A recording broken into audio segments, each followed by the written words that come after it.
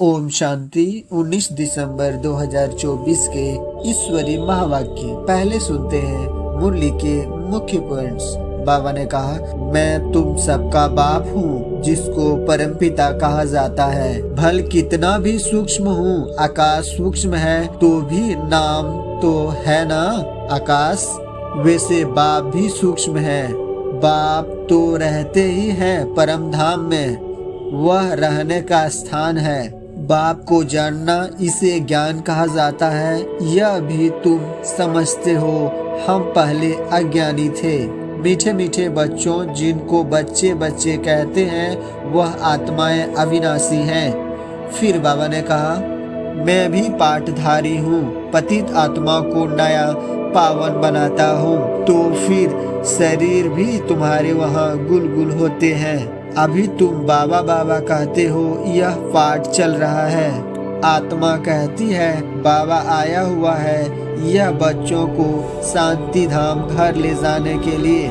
शांति धाम के बाद दुख धाम हो न सके, नई दुनिया में सुख ही कहा जाता है। यह देवी देवताएं अगर चैतन्य हो और इनसे कोई पूछे आप कहाँ के रहने वाले हो, तो कहेंगे हम स्वर्ग के रहने वाले हैं। हम असुल स्वर्ग में रहने वाले देवी देवताएं थे, फिर 84 का चक्र लगाए अब संगम पर आए हैं। यह ट्रांसफर होने का पुरुषोत्तम संगम युग है। मैं आत्मा 84 जन्म लेती हूँ। हम आत्मा वारिस हैं। वारिस हमेशा मेल होते हैं, फीमेल नहीं। फिर पाठ बजाने लिए मेल फीमेल दोनों चाहिए, तब तो मनुष्य सृष्टि की वृद्धि हो। तुम बच्चों को हीरो हीरोइन का टाइटल मिलता है। आत्मा यहाँ पाठ बजाती है, पहले सुख का राज करती है, फिर रावण के दुख के राज में जाती है। तुम्हारा कल्याण होता है तो तुम फिर औरों को कलम लगाते हो। जैसे जैसे जो सर्विस करते हैं उतना उच्च पद पाते हैं। राजा बनना है तो प्रजा भी बनानी है। बच्चे समझते हैं हमारी आत्मा अविनाशी है। शरीर तो बदलते जाते हैं, आत्मा वही है। आत्मा तो भिन्न भिन्न शरीर लेकर पाठ बजाती है। अंत में बाबा ने कहा, बाप नॉलेजफुल है, तुमको भी नॉलेजफुल बनाते हैं। हमें बाप से पूरा वर्षा लेना है। मनुष्य से देवता बनने की पढ़ाई पढ़नी और पढ़ानी है। पुरुषार्थ के बिना प्रारब्ध नहीं मिल सकती। इस बात को अच्छी तरह समझना है। अब सुनते हैं महावाक्यों को विस्तार से। मीठे बच्चे, यह पुरुषोत्तम संगम युग ट्रांसफर होने का युग है। अभी तुम्हें कनिष्ठ से उत्तम पुरुष बनना है। प्रश्न, बाप के साथ साथ किन बच्चों की भी महिमा गाई जाती है? उत्तर, जो टीचर बन बहुतों का कल्याण करने के निमित्त बनते हैं, उनकी महिमा भी बाप के साथ साथ गाई जाती है। करण करावन हार बाबा बच्चों से अनेकों का कल्याण कराते हैं, तो बच्चों की भी महिमा हो जाती है। कहते हैं बाबा फलाने ने हमारे पर दया की, जो हम क्या से क्या बन गए। टीचर बनने बगैर आशीर्वाद मिल नहीं सकती। ओम शांति। रूहानी बाप रूहानी बच्चों से पूछते हैं, समझाते भी हैं, फिर पूछते भी हैं। अब बाप को बच्चों ने जाना है। भल कोई सर्वव्यापी भी कहते हैं, परंतु उनके पहले बाप को पहचानना तो चाहिए ना। बाप कौन है पहचान कर फिर कहना चाहिए बाप का निवास स्थान कहाँ है। बाप को जानते ही नहीं तो उनके निवास स्थान का पता कैसे पड़े। कह देते हैं वह तो नाम रूप से न्यारा है, गोया है नहीं। तो जो चीज है नहीं, उनके रहने के स्थान का भी कैसे विचार किया जाए। यह अभी तुम बच्चे जानते हो। बाप ने पहले पहले तो अपनी पहचान दी है, फिर रहने का स्थान समझाया जाता है। बाप कहते हैं मैं तुमको इस रथ द्वारा पहचान देने आया हूँ। मैं तुम सबका बाप हूँ, जिसको परम पिता कहा जाता है। आत्मा को भी कोई नहीं जानते हैं। बाप का नाम रूप देश काल नहीं है, तो बच्चों का फिर कहाँ से आए? बाप ही नाम रूप से न्यारा है, तो बच्चे फिर कहाँ से आए? बच्चे हैं तो जरूर बाप भी है सिद्ध होता है। वह नाम रूप से न्यारा नहीं है। बच्चों का भी नाम रूप है, भल कितना भी सूक्ष्म हो। आकाश सूक्ष्म है तो भी नाम तो है ना। आकाश जैसे यह पोलार सूक्ष्म है, वैसे बाप भी बहुत सूक्ष्म है। बच्चे वर्णन करते हैं वंडरफुल सितारा है जो इसमें प्रवेश करते हैं, जिसको आत्मा कहते हैं। बाप तो रहते ही है परम धाम में, वह रहने का स्थान है। ऊपर नजर जाती है ना, ऊपर अंगुली ने इशारा कर याद करते हैं, तो जरूर जिसकी याद करते हैं कोई वस्तु होगी।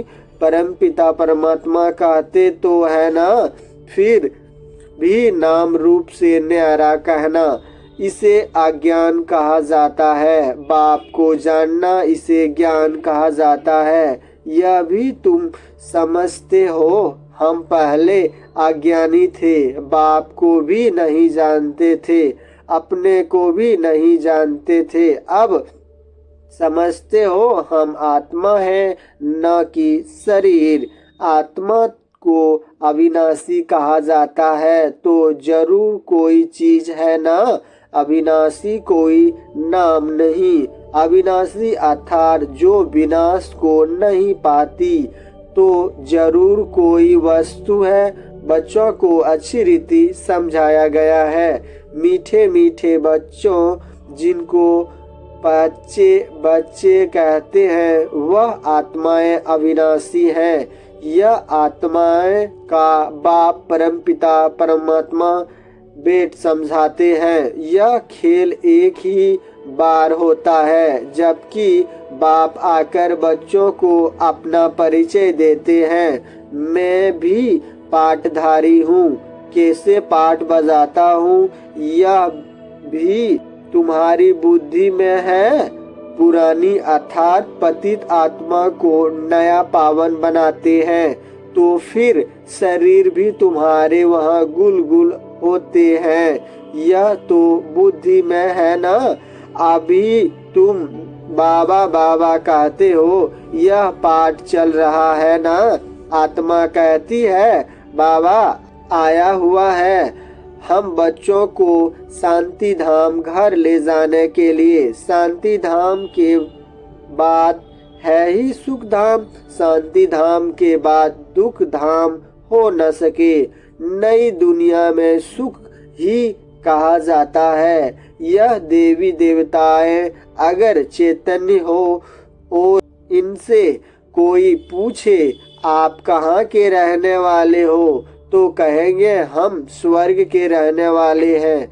अब यह जड़ मूर्ति तो नहीं कह सकती, तुम तो कह सकते हो ना।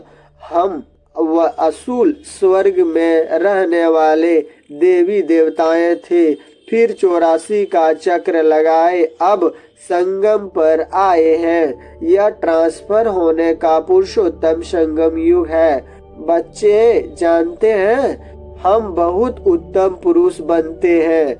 हम हर 5000 वर्ष बाद पुरुष सतो प्रधान बनते हैं। सतो प्रधान भी नंबरवार कहेंगे। तो यह सारा पाठ आत्मा को मिला हुआ है। ऐसे नहीं कहेंगे कि मनुष्य को पाठ मिला हुआ है। अहम आत्मा को पाठ मिला हुआ है। मैं आत्मा 84 जन्म लेती हूँ। हम आत्मा वारिस हैं। वारिस हमेशा मेल होते हैं, फीमेल नहीं। तो अभी तुम बच्चों को यह पक्का समझना है, हम सब आत्माएं मेल हैं।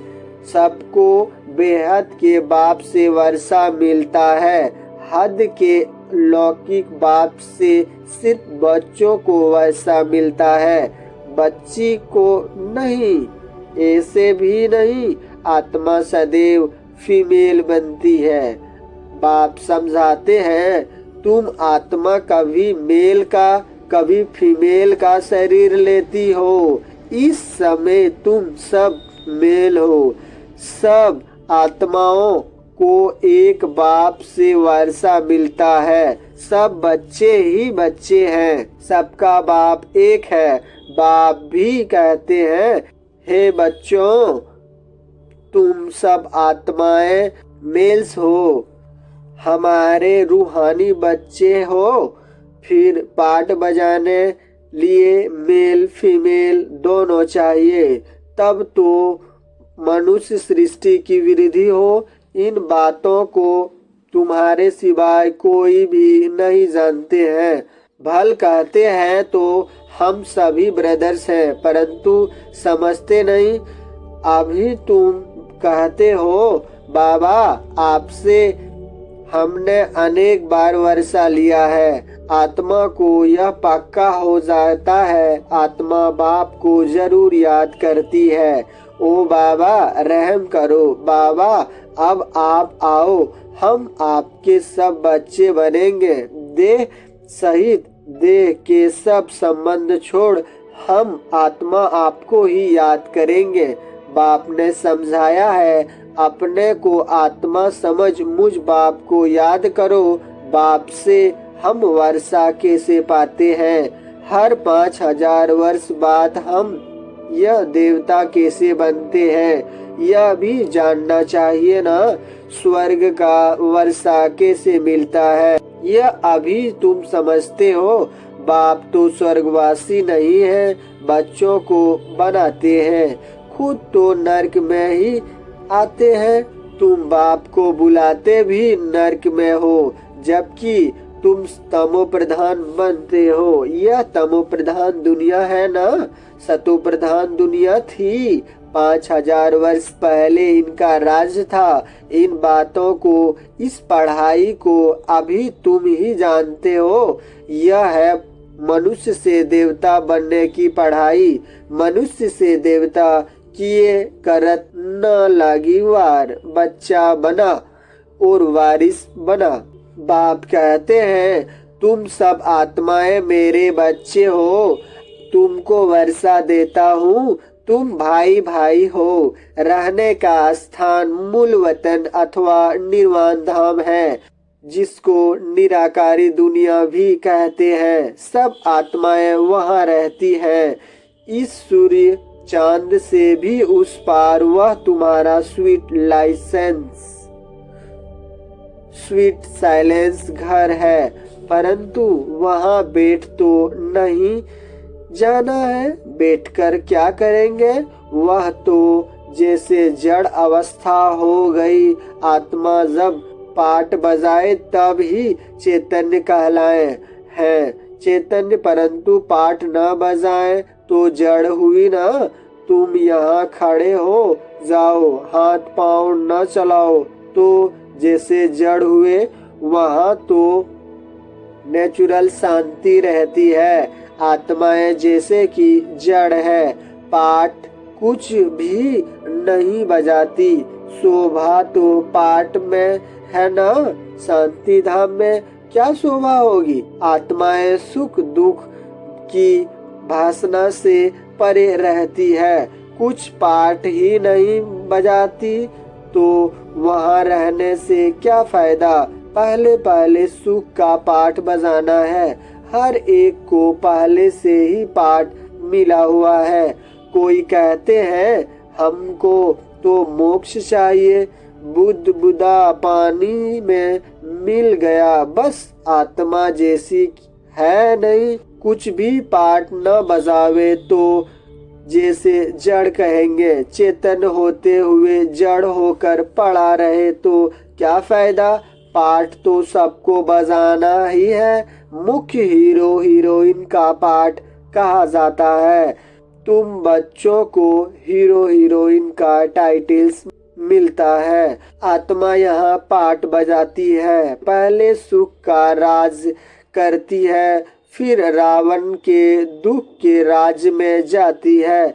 अब बाप कहते हैं, तुम बच्चों सबको यह पैगाम दो, टीचर बन औरों को समझाओ।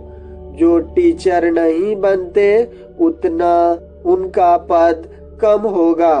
टीचर बनने बगैर किसको आशीर्वाद कैसे मिलेगी? किसको पैसा देंगे तो उनको खुशी होगी ना?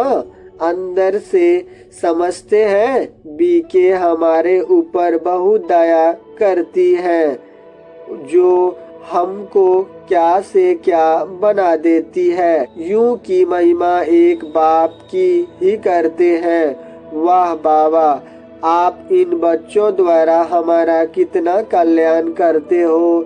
कोई द्वारा तो होता है ना?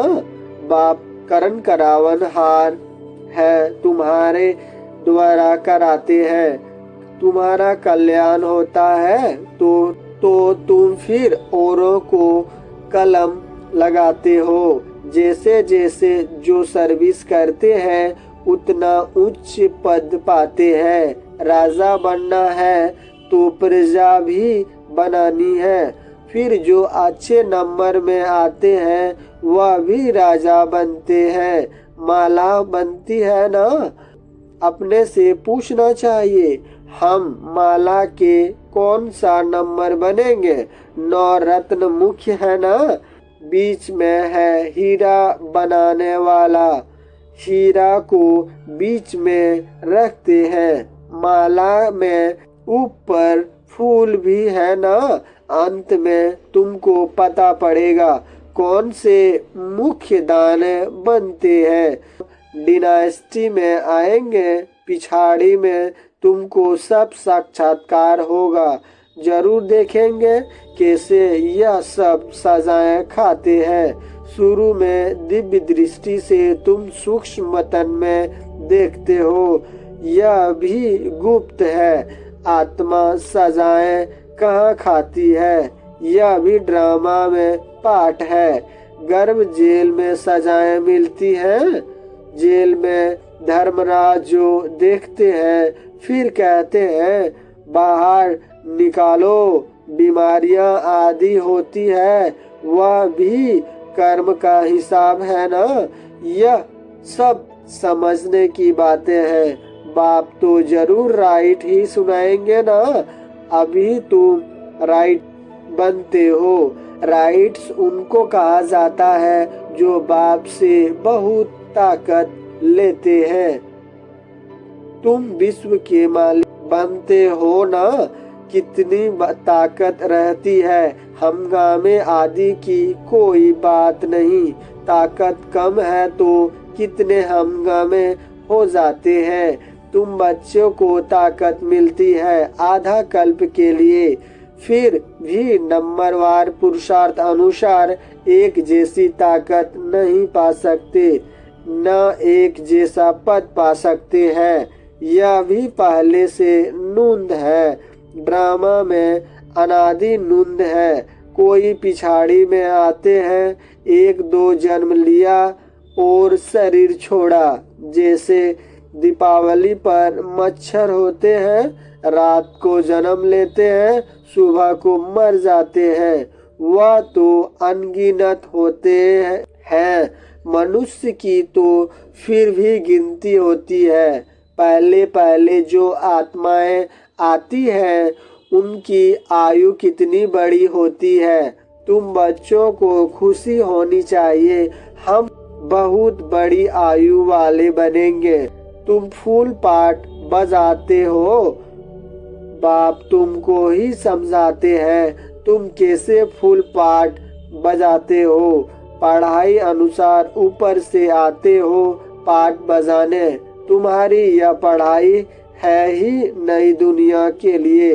बाप कहते हैं अनेक बार तुमको पढ़ाता हूँ, यह पढ़ाई अविनाशी हो जाती है। आधा कल्प तुम प्रारब्ध पाते हो से विनाशी पढ़ाई से सुख भी आधा कल्प के लिए मिलता है। अभी कोई बैरिस्टर बनता है, फिर कल्प बाद बैरिस्टर बनेगा। यह भी तुम जानते हो, जो भी सबका पाठ है वही पाठ कल्प कल्प बजाता रहेगा। देवता हो या क्षुद्र हो, हर एक का पाठ वही बजता है। जो कल्प कल्प बजता है उसमें कोई फर्क नहीं हो सकता।